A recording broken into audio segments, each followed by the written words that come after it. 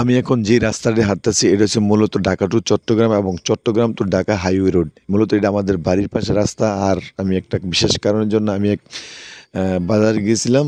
তাই বাজার শেষ করে আসার পথে একটু ভিডিও করলাম, আপনার মাঝে তুলে ধরার চেষ্টা করছি। মূলত ৫ থেকে ৭ বছর আগে এই রাস্তাটা খুবই ভয়ানক ছিল। সিঙ্গেল রোড ছিল, ঢাকা থেকে চট্টগ্রাম এবং চট্টগ্রাম ঢাকায় একই রাস্তা আসতো।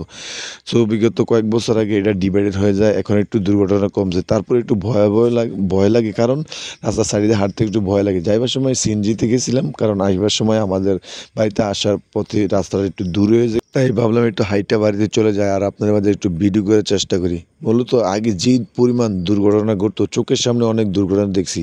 মানে রাস্তার পাশে দাঁড়িয়েছে হাইওয়ে ক্রস করার জন্য, চোখের সামনে মানে বিজলির আকারে গাড়ি অ্যাক্সিডেন্ট হয়েছে, অনেক মানুষ মারা গেছিল ওই সময়, প্রায় আজ থেকে ১০-১২ বছর আগে।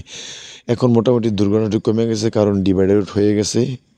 ৫-৭ বছর আগে এখন ঢাকা থেকে চট্টগ্রাম যায় আরেক রোডে, চট্টগ্রাম থেকে ঢাকা যায় আরেক রোডে।